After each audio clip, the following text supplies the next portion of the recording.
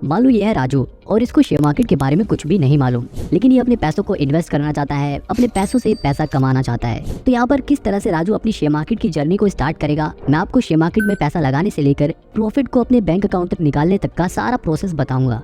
अब मान लो कि राजू के पास सिर्फ 1000 रुपए हैं और वो इस 1000 रुपए से ही अपनी शेयर मार्केट की जर्नी को स्टार्ट करना चाहता है। वो 1000 रुपए लगा कर ही शेयर मार्केट के बारे में जानना चाहता है, शेयर मार्केट सीखना चाहता है। हो सकता है आप में से कई लोग ऐसे भी होंगे जो 1000 रुपए से ज्यादा भी पैसे इन्वेस्ट करना चाहते हैं, लेकिन हम यहाँ पर 1000 रुपए का ही एग्जाम्पल लेके चलते हैं, क्योंकि शुरुआत में आप जितने कम पैसे लगाओ उतने बढ़िया है। क्योंकि शुरुआत में हम अक्सर गलती ही करते हैं और हम अपने लर्निंग फेज में होते हैं, हम उस वक्त सीख रहे होते हैं, तो सीखते वक्त जितना कम पैसे इन्वेस्ट करो उतना बढ़िया है। तो वापस अपने एग्जाम्पल पे चलते हैं राजू के पास।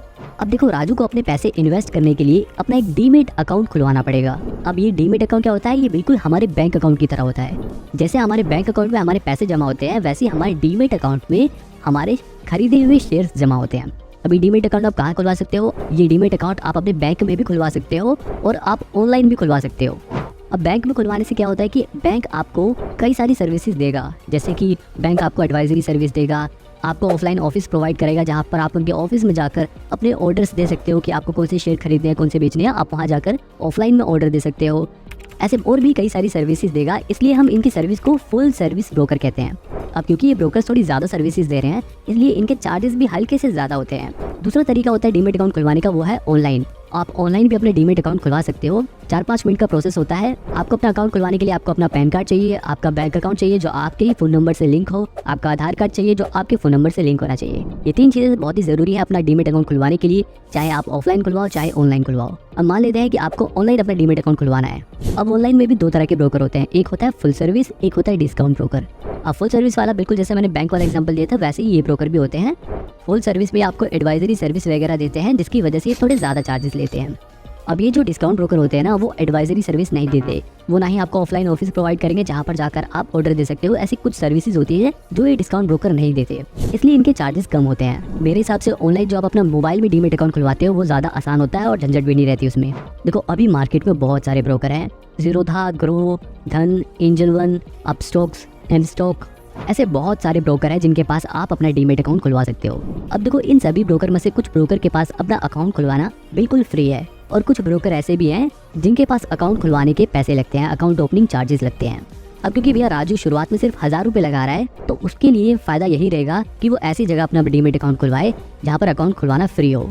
अब क्योंकि इतने सारे ब्रोकर मार्केट में हैं, तो अगर आपके दिमाग में डाउट आ रहा है कि आपके लिए कौन सा ब्रोकर बढ़िया रहेगा, किसके पास अकाउंट खुलवाना सही रहेगा, अगर आप ये जानना चाहते हो तो आपको आई बटन पे जो वीडियो दिखा रहा है आप उस वीडियो को भी इस वीडियो के बाद देख लेना, मैं इसका लिंक डिस्क्रिप्शन में भी दे दूंगा।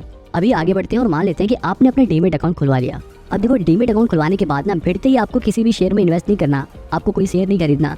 पहले 1 आध हफ्ते आप उस ऐप को चलाना सीखो। आप ना रोज सुबह शाम देखो कि किन शेयर का प्राइस बढ़ रहा है, किन शेयर का प्राइस घट रहा है। आप उस ऐप को चलाना सीखो। आप ये देखो कि कैसे किसी कंपनी के शेयर को ढूंढते हैं।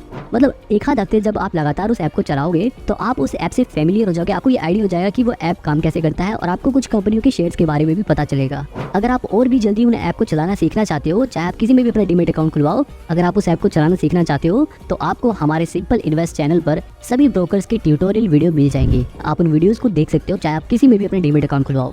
उन वीडियोस को देखने के बाद जब आप उस ऐप को चलाओगे तो आपको काफी कुछ चीजें, काफी फीचर्स पता चल गए होंगे। इन वीडियोस पे भी अच्छे खासे व्यूज आए हैं और ये वीडियोस लोगों को बहुत पसंद भी आ रही हैं, तो मैं आपको रिकमेंड करूंगा कि आप इन वीडियोस को भी जरूर देखना। अब मान लेते हैं 1 हफ्ते हो गए और आपको वो ऐप थोड़ा बहुत चलाना भी आ गया और आपको कुछ स्टॉक्स के बारे में भी पता चलेगा।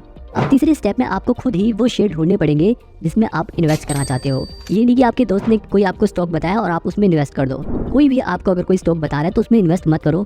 आप अपने पैसे इन्वेस्ट कर रहे हो तो अपना खुद का डिसीजन लो, खुद शेयर ढूंढो, खुद इन्वेस्ट करो।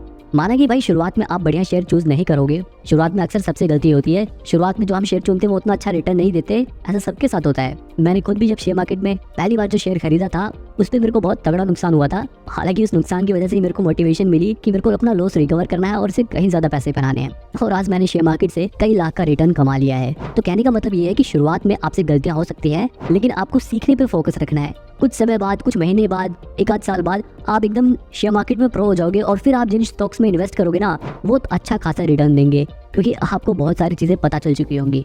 लेकिन फिर भी मैं आपका शेयर ढूंढने का काम थोड़ा आसान कर देता हूँ।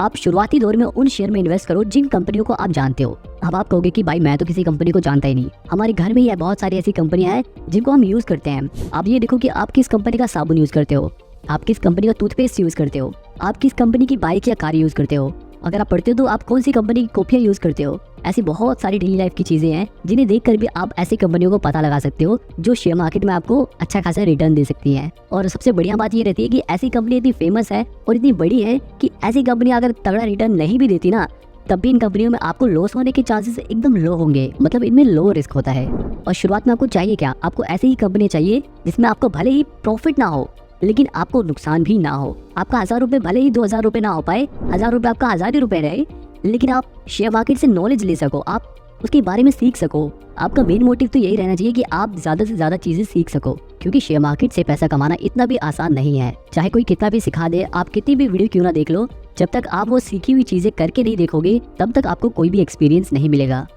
तो हम मान लेते हैं कि अब राजू ने अपनी बढ़िया रिसर्च करी और उसके बाद एक शेयर उसको मिल गया जिसमें वो इन्वेस्ट करना चाहता है। अब उसे इन्वेस्ट करने के लिए उस कंपनी के शेयर पे क्लिक करना है और क्लिक करते ही बाय वाला ऑप्शन आ जाएगा, उस बाय वाले ऑप्शन पे क्लिक करके वो शेयर खरीद लेना है। अब आप चाहे कोई भी ऐप यूज करो, शेयर को खरीदना और बेचना सबसे आसान काम है। लेकिन अगर आपको फिर भी इसके बारे में सीखना है तो आपको हमारे सिंपल इन्वेस्ट चैनल पर सभी ब्रोकर्स की ट्यूटोरियल वीडियो मिल जाएगी जिसमें आपको पूरा प्रोसेस बताया है कि शेयर खरीदते कैसे हैं, बेचते कैसे हैं। ठीक है, फिलहाल हम आगे बढ़ते हैं और मान लेते हैं कि राजू ने शेयर खरीदना भी सीख लिया।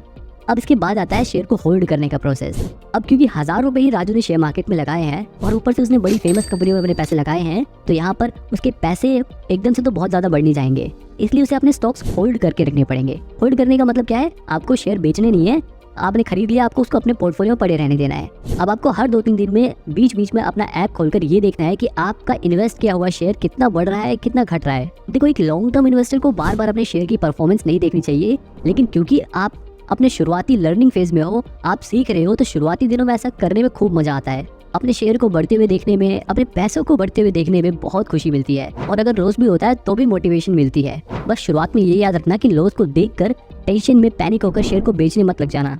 इसके अलावा ये देखो कि बाकी जो शेयर्स हैं वो कैसा परफॉर्म कर रहे हैं, कौन सा शेयर सबसे अच्छा परफॉर्म कर रहा है, कौन सा शेयर बेकार परफॉर्म कर रहा है, आखिर वो बढ़ क्यों रहे हैं, गिर क्यों रहे हैं। आप उसके पीछे का कारण जानने की कोशिश करो, इससे आपका इंटरेस्ट और भी बढ़ेगा, आपको और मजा आएगा ये सब चीजें देखने में। ऐसा करने से आप धीरे धीरे और भी सीखोगे, और धीरे धीरे जब आपको प्रॉफिट होने लगे, आपको ये थोड़ा कॉन्फिडेंस आने लगे कि हाँ आप बढ़िया कंपनी के शेयर चुन पा रहे हो, तो आप अपने और पैसे इन्वेस्ट करो। आप अपने उस पुराने शेयर को बेच मत दो, क्योंकि आप 1000 रुपए में ज्यादा शेयर्स खरीद भी नहीं पाओगे। 1000 रुपए में आप कुछ ही शेयर खरीद पाओगे, और अगर आप उन शेयर्स को प्रॉफिट में भी बेचोगे तो उसके ऊपर चार्जेस ही इतने लग जाएंगे कि आपका वो प्रॉफिट कम हो जाएगा। क्योंकि जब हम शेयर बेचते हैं तो उस पर कई तरह के चार्जेस कटते हैं, ब्रोकरेज चार्जेस हो गया, जीएसटी हो गया, सेबी के चार्जेस हो गए, स्टैम्प ड्यूटी हो गया, ऐसे कई सारे चार्जेस कटते हैं। और इन सभी चार्जेस में से नए इन्वेस्टर्स के लिए एक सबसे खतरनाक चार्ज होता है डीपी चार्ज, क्योंकि ये डीपी चार्ज सीधे 15 से 20 रुपए लगता है। और जो नए लोग होते हैं ना, उनको ये 15 से 20 रुपए का चार्जेस बहुत ज्यादा चुभता है, क्योंकि ये 15 से 20 रुपए का चार्ज हर ट्रांजैक्शन पे लगता है। इसलिए आप शुरुआती दिनों में शेयर को बेचने से बचो।